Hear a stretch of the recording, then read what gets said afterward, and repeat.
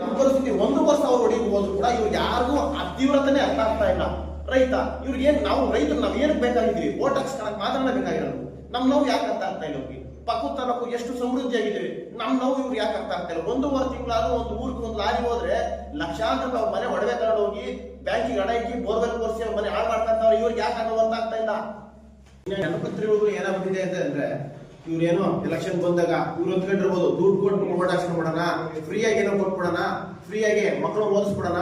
ಇವತ್ತು ಅವ್ರ ಮಕ್ಕಳಿಗೆ ಇವ್ರು ಏನಾದ್ರು ಎಜುಕೇಶನ್ ಕೊಡ್ತಾವ್ರಂದ್ರೆ ಇವ್ರು ಸ್ವಾರ್ಥಕ್ಕೆ, ಇವ್ರು ಸ್ವಾರ್ಥನ ಇಲ್ಲದೆ ನಾವು ರೈತರು ನಾವು ಬೆಳೆದಿದ್ರೆ ಇವ್ರದ್ದು ಇಲ್ಲೇನೋ ನಡೆಸ್ತಾವ್ರಲ್ಲ ಸಿಟಿನೋ ಮತ್ತೊಂದು ಇವ್ ನಾವು ಚಿರಾಡಿ ಬೆಳೆಸ್ತಿರೋ ನಮ್ಮ ಮಕ್ಕಳನ್ನ, ಬೆಂಗಳೂರು ಮಂಗಳೂರು ಅಂತ ಸ್ಥಿತಿನ ಅಲ್ಲಿ ಬೆಳೆಸಿರೋ ನಮ್ಮ ಮಕ್ಕಳನ್ನ. ಇವತ್ತು ಅಲ್ಲಿ ಎಲ್ಲೋ ಒಂದು ಅಡ್ಮಿಷನ್ ಮಾಡಕ್ ಆಗದೆ ಪರಿಸ್ಥಿತಿ ತಂದವ್ರೆ ಅಂದ್ರೆ ಅದು ಇವರೇ ಕಾರಣ. ಇವತ್ತು ನಮ್ಮ ಹಳ್ಳಿ ಭಾಷೆ ಒಂದು ಗಾದೆ ಹೇಳ್ತಾರೆ, ಕಾಲ್ ಮುರಿದು ಇಟ್ಟಾಕು ಅಂತ ಹೇಳಿ. ನಮ್ ಕಾಲ್ ಮರ್ದ್ಬಿಟ್ಟು ಇವತ್ತು ನಮ್ಮ ಮಕ್ಳಿಗೆ ಇಟ್ಟಾಕ್ತಾರೆ, ನಾವೇನೋ ಎಜುಕೇಶನ್ ಕೊಡ್ತೀವಿ ಅಂತ. ಇದು ಬೇಕಾಗಿಲ್ಲ, ನೀವು ಫ್ರೀಯಾಗಿ ಕೊಡೋಕೆ ನಮ್ಗೆ ಏನೂ ಬೇಕಾಗಿಲ್ಲ. ನಮಗೆ ನೀರು ಕೊಡಿ, ನಾವು ಬದುಕ್ತೀವಿ. ನಮ್ಮ ಮಕ್ಕಳನ್ನ ಚಿನ್ನಾಳಿ ಓದಿಸಲ್ಲ, ಬೆಂಗಳೂರು ಓದಿಸ್ತೀವಿ, ಮಂಗಳೂರು ಓದಿಸ್ತೀವಿ. ಯಾಕೆ ಬೇಕು ಈ ನಾಟಕ? ಈ ನಾಟಕ ಬೇಕಾಗಿಲ್ಲ, ಸಾಕು ನಿಲ್ಲಿಸ್ಬಿಟ್ಟು ಇನ್ನೆಲ್ಲ ಜನಕ್ಕೆ ಅರ್ಥ ಆಗುತ್ತೆ. ಈ ನಾಟಕ ಎಲ್ಲ ಬಿಟ್ಬಿಟ್ಟು ನಾವು ಮಾಡಾಗಿದ್ರೆ ನಿಜವಾಗ್ಲೂ ಅಂತ ಪ್ರಾಮಾಣಿಕರಿಗೆ ಅಂತವ್ರಿಗೆ ಕೈಲಾಗದವರಿಗೆ ಸಹಾಯ ಮಾಡಿದ್ರಿ.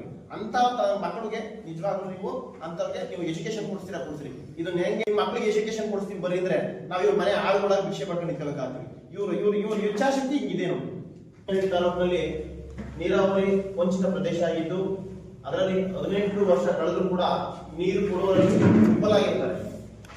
ಮುಂದಿನ ದಿನಗಳಲ್ಲಿ ಈಗ ಏನು ಈ ಕೆಲಸ ಮಾಡ್ತಿದ್ದಲ್ಲ ಆ ಕೆಲಸ ಏನಾದ್ರು ಚುರುಕುಗೊಳ್ಳದೇ ಹೋದ್ರೆ ಸಂಬಂಧಪಟ್ಟಂಗೆ ಚಿಕ್ಕನಾಯಕನಹಳ್ಳಿ ತಾಲೂಕಲ್ಲಿ ಇವ್ರೇನು 18 ವರ್ಷದಿಂದ ನಾಟಕ ಆಡ್ಕೊಂಡು ಬಂದಿರಲ್ಲ, ಶಾಸಕಾಂಗ ಕಾರ್ಯಾಂಗ ಇವೆರಡು ಚಿಕ್ಕನಾಯಕನಹಳ್ಳಿ ತಾಲೂಕಲ್ಲಿ ಸತ್ತೋಗಿದೆ. ರೈತರು ಬದುಕಬೇಕು, ರೈತರು ಬದುಕಿನೇ ತಾಲೂಕು ಜನ ಎಲ್ಲ ರೈತರಿಂದ. ಫಸ್ಟ್ ರೈತರಿಗೆ ಉಳಿಬೇಕು ಅಂತಂದ್ರೆ ನೀರಾವರಿ ಕೆಲಸಗಳು ಮೊದಲಾಗ್ಬೇಕು. ಇವೇನೇನು ಈಗ ಕೆಲಸ ಮಾಡ್ತಾ ಇರೋಂಥ ಕಾಂಟ್ರಾಕ್ಟ್ಗಳೆಲ್ಲ ಯಾರು ಇದಾರೋ ಅವರೆಲ್ಲರೂ ಫಸ್ಟ್ ಬಂದು ನೀರಾವರಿ ಆದ್ಯತೆ ಕೊಟ್ಟು 102 ತಿಂಗಳು ಅವಕಾಶ ಇರೋದು. 2 ತಿಂಗಳು ಮಳೆ ಬಂತು ಅಂತಂದ್ರೆ ಮುಗಿತು. ಕಾಮಗಾರಿ ಇದೆಯಲ್ಲ, ಚರಂಡಿ ತೆಗೆಯೋದು, ಮಣ್ಣ ರೋಡ್ ಹಾಕೋದು, ಇದನ್ನೆಲ್ಲ ನಿಲ್ಲಿಸಿ ನವಲಕೆರೆ ಅಂದ್ರೆ ಯಾವತ್ತಿನ ಚಾನಲ್ನಿಂದ ತ್ವರಿತವಾಗಿ ಅದನ್ನು ಶುರು ಮಾಡಿ ನಮಗೆ ಪ್ರತಿ ತಿಂಗಳಿಗೆ ಒಂದ್ಸತಿನೋ 15 ದಿನಕ್ಕೆ ಒಂದ್ಸತಿ ನಾವು ರಿಪೋರ್ಟ್ ಮಾಡಲೇಬೇಕು. ರೈತರಿಗೆ ರಿಪೋರ್ಟ್ ಮಾಡಿ ಯಾಕೆ ಮಾಡಲ್ಲ? ತಿಂಗಳಲ್ಲಿ ಎಷ್ಟು ಮುಗಿಸ್ಕೊಡ್ತೀನಿ ಅಂತ ಡಿಸೈಡ್ ಆಗುತ್ತೆ. ಇವ್ರಿಗೆ ನೀವು ಅರ್ಥ ಮಾಡಿಸ್ಬೇಕಾಗಿರೋದು ಈಗ ನಮ್ಮ ಧರ್ಮ ನಮ್ಗೆ ನಾವೇ ಅನುಭವಿಸ್ಬೇಕಾಗಿರೋದು. ಒಂದು ಡೇಟ್ ಹೇಳ್ಬಿಡಿ. ಆ ಡೇಟ್ ಒಳಗಡೆ ಇವತ್ತೇನು ಇವ್ರದ್ದು 6 ರಿಂದ 7 ಮಿಷಿನ್ ಏನ್ ಕೆಲಸ ಮಾಡ್ತಿದ್ವಲ್ಲ ಅದು 20ಕ್ಕೆ ಇನ್ಕ್ರೀಸ್ ಆಗ್ಲೇಬೇಕು. ನೀವು ಆ ಜೂನ್ ತಿಂಗಳ ವರ್ಷಕ್ಕೆ ನೀವು ಒಂದು ತಿಂಗಳೇ ಮುಗಿಸಿ, ಬೇಗನೆ ಮುಗಿಸಿ. ಆದ್ರೆ 20 ಮಿಷಿನ್ಸ್ ಕ್ಲಿಯರ್ ಆಗಿ ಯಾರೇ ಸಾರ್ವಜನಿಕರು ರೈತರು ಹೋಗಿ ನೋಡಿದ್ರು ಕೂಡ 20 ಮಿಷಿನ್ಸ್ ವರ್ಕ್ ಆಗ್ತಾ ಇರಬೇಕು. 300 ರಿಂದ 500 ಮೀಟರ್ಗೆ ಒಂದು ಮಿಷಿನ್ ವರ್ಕ್ ಮಾಡ್ತಾ ಇರಬೇಕು. ನಮ್ಗೆ ಅವಾಗೆಲ್ಲ ಒಂದ್ ಕಡೆ ಒಂಚೂರು ನಂಬಿಕೆ ಅನ್ನೋದು ಹುಟ್ಟುತ್ತೆ. ಅಲ್ಲಿಂದ ತನಕ ಈ ನಂಬಿಕೆನ ನಮಗೆ ಬರದೇ ಇಲ್ಲ. ಹಂಗಾಗಿ ಇದೇನಾದ್ರೂ ಮತ್ತೆ ಇದೇ ಕಳ್ಳಾಟ ಶುರು ಮಾಡ್ಕೊಂಡ್ರೆ ಪ್ರತಿ ಊರಿಗೂ ಇವತ್ತೇನು ಸಾರ್ವಜನಿಕರು ನಮಗೆ ಬೆಂಬಲ ಕೊಟ್ಟಿದ್ದಾರೆ. ನಮ್ಮೂರಿಗೆ ಬನ್ನಿ ಅಣ್ಣ, ನಮ್ಮೂರಲ್ಲಿ ಕೆಲಸ ಮಾಡ್ತಾ ಇದೆ, JCB ಕೆಲಸ ಮಾಡ್ತಾ ಇದೆ, SDPR ಆಗಿರ್ಬೋದು, PWD ಆಗಿರ್ಬೋದು, ಬನ್ನಿ ನಾವೆಲ್ಲ ನಿಮ್ ಜೊತೆ ನಿಂತ್ಕೊಂತೀವಿ. ಇವ್ರು ಇನ್ನೇನು ಕೆಲಸ ಮಾಡ್ಕೊಡೋದು ಫಸ್ಟ್ ನಾವೆಲ್ಲ ಬದುಕಬೇಕು ಅಂತಂದ್ರೆ ನಾವು ರೋಡಲ್ಲಿ ಇಲ್ದಿದ್ರು ಬದುಕ್ತೀವಿ, ಚರಂಡಿ ಇಲ್ಲಿದ್ರು ಬದುಕ್ತೀವಿ, ಮತ್ತೊಂದು ಇಲ್ಲಿದ್ರು ಬದುಕ್ತೀವಿ. ನೀರಿಲ್ಲದೆ ಇದ್ರೆ ಬದುಕಕ್ಕಾಗಲ್ಲ. ಚಿಕ್ಕನಾಯಕನಹಳ್ಳಿ ಸ್ಥಿತಿ ಹಂಗಾಗೋಗ್ಬಿಟ್ಟಿದೆ. ಕಾಂಟ್ರಾಕ್ಟ್ ಸಾಯಿ ಅರ್ಕಮೋಸರ್ ಇವತ್ತು ಇಲ್ಲಿಂದ ತನಕ ಈಗಿರೋ ಕಾಂಟ್ರಾಕ್ಟ್ ಅವ್ರ ಗಮನಕ್ಕೆ ತುಂಬಾ ಸರಿಯಾಗಿ ಇದನ್ನೆಲ್ಲ ತಂದಿದ್ದೀವಿ. ಅವ್ರಿಗೆ ಏನು ಕೆಲಸದ್ದು ತೀವ್ರತೆ ಅರ್ಥ ಆಗ್ತಾ ಇಲ್ಲ. ಅವ್ರಿಗೆ ಅವರು ಬಂದು ಸ್ಪಾಟಿಗೆ ಸ್ಥಳ ಪರಿಶೀಲನೆ ಮಾಡಿ ರೈತರಿಗೂ ಇಲ್ಲಿ ಅಧಿಕಾರಿಗಳು ಏನು ಡಿಫ್ರೆನ್ಸ್ ಐತೆ, ಏನು ಪ್ರಾಬ್ಲಮ್ ಐತೆ ಅದನ್ನ ಸಾಲ್ವ್ ಮಾಡೋದು ಆಯ್ತು. ಅದೊಂದು ಕಡೆ ಆಯ್ತು. ಅದಾದ್ಮೇಲೆ ಇವರು ಗುತ್ತಿಗೆದಾರ ಏನು ಹೇಳಿದ್ರು, ನೀವು ಸಾಲ ಮಾಡ್ಕೊಟ್ಬಿಡಿ, ನಾವು ಇಮಿಡಿಯೇಟ್ ಕೆಲಸ ಸ್ಟಾರ್ಟ್ ಮಾಡಿರ್ತೀವಿ ಅಂತಲೂ ಹೇಳಿದ್ರು. ಸ್ಟಾರ್ಟ್ ಮಾಡಿ ಅವರು ಅವತ್ತು ಎಲ್ಲ ಕ್ಲಿಯರ್ ಆದ್ಮೇಲೆ ಎಲ್ಲ ಅವಾರ್ಡ್ ಕ್ಲಿಯರ್ ಆಯ್ತು, ಸ್ಟಾರ್ಟ್ ಮಾಡ್ಬಿಡ್ತೀವಿ ಅಂತ ಹೇಳಿದಾಗ 10 ಮಿಷಿನ್ ಹಾಕ್ತೀವಿ ಅಂತ ಹೇಳಿದ್ರು. 10 ಇಟಾಚಿ ದೊಡ್ಡ ಮಿಷಿನ್ಗಳನ್ನ ದೊಡ್ಡ ಮಿಷಿನ್ ಹಾಕಿ ಲಾರಿ ಬಿಟ್ಬಿಟ್ಟು ನೈಟ್ ಅಂಡ್ ಡೇ 24 ಅವರ್ಸ್ ಕೆಲಸ ಮಾಡ್ತೀವಿ, 2 ಶಿಫ್ಟ್ ಮಾಡ್ಕೊಂಡು ಅಂತ ಹೇಳಿದ್ರು.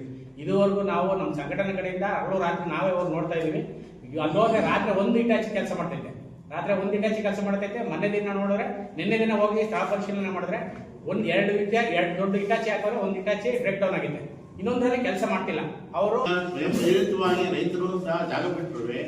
ಪೂಜಾರಿ ಕೊಟ್ಟರು ದೇವ್ರು ಕೊಡಲ್ಲ ಅನ್ನಂಗೆ, ದೇವ್ರು ಕೊಟ್ಟರು ಪೂಜಾರಿ ಕೊಡಲ್ಲ ಅನ್ನಂಗೆ ಆಗೈತಿ. ಯಾಕೆ ಗೊತ್ತಾ, ರೈತರು ಇದ್ದಂಗೆ.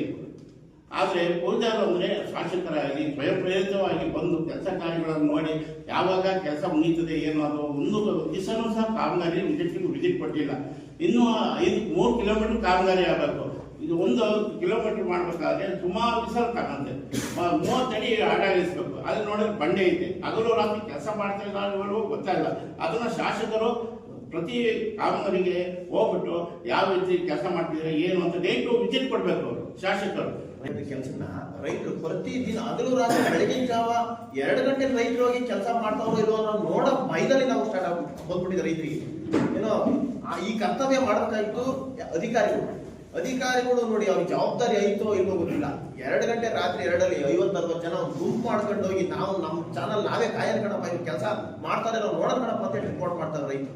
ನಮ್ತಾರೆ ಈ ರೈತರು ಪಾಡು ಅಲ್ಲೂ ಹೋದ್ರೆ ತೋಟದಲ್ಲಿ ಹೋದ್ರೆ ಕಡ್ಡಿಕಾಟ, ಇಲ್ಲಿ ಚೆನ್ನಾಗಿ ಹೋದ್ರೆ ರಾತ್ರಿ ಹಗಲು ರಾತ್ರಿ ಇಲ್ಲಿ ಇವರು ಅಧಿಕಾರಿಗಳು ಕಾಯ್ಕೊಂಡು ಇವ್ರು ಕೆಲಸ ಆಗುತ್ತೆ ಅನ್ನೋ ಆತಂಕ. ಈ ಆತಂಕದಲ್ಲೇ ನಮ್ಮ ಜೀವನ ಕಳೆಯೋದು ಬಂದ್ಬಿಟ್ಟೈತೆ.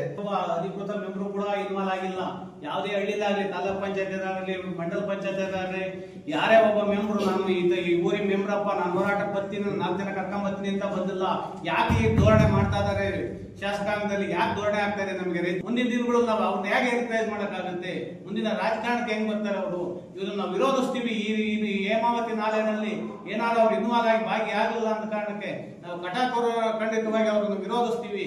ನಾವು ರೈತರಾಗಿ ಉಳಿತೀವಿ, ಯಾವ ರಾಜಕಾರಣಿಯಾಗಿ ಉಳಿಯೋದಿಲ್ಲ ಅಂತ ಹೇಳಕ್ ಇಷ್ಟಪಡ್ತೀನಿ. ನಾವಿಲ್ಲಿ ಒಂದೊಂದು ಆಫೀಸ್ಗೆ ರೈತ ಹೋಗಿ ಡಾಕ್ಯುಮೆಂಟ್ಸ್ ಮಾಡಿಸಿ ಒಬ್ಬೊಬ್ಬರು ರೈತರ ಮನೆ ಹೋಗಿ ಆ ರೈತರನ್ನು ಒಪ್ಪಿಸಿ ನೀನ್ ತರ ಲೆವೆಲ್ ಇವತ್ತು ರೈತರುಗಳು ಇಳಿದವ್ರೆ ಅಂದ್ರೆ ರೈತರಿಗೆ ಆ ಪವರ್ ಐತೆ ಅಂತ ನಮ್ಮ ರಾಜಕಾರಣಿಗಳಿಗೆ ಗೊತ್ತಾಗಬೇಕು.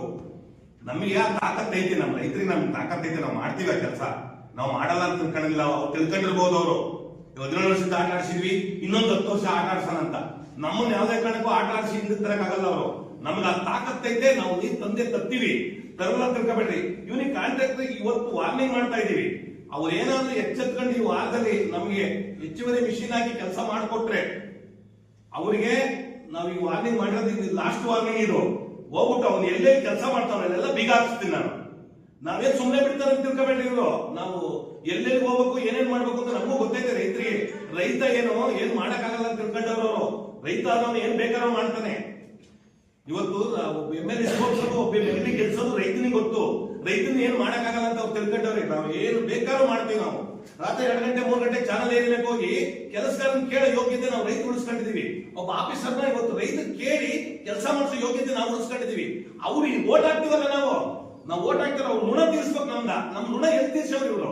17 ವರ್ಷದ ಬರೀ ಸುಳ್ಳು, ಇದೇ ನಾಟಕ, ಇದೇ ಜಗಾಕೋರ್ ಕೆಲಸ ಮಾಡ್ತಾವ್ರೆ. ಯಾವ ರಾಜಕಾರಣಿ ನಮಗೆ ನೀರ್ ತರಕ್ಕೆ ಯೋಗ್ಯತೆ ಐತೆ ಹೇಳ್ಬೇಕು ನಮಗೆ. ನಾನು ಮುಂದ್ ಬರ್ತೀನಿ ಅಂತ ಬರೀ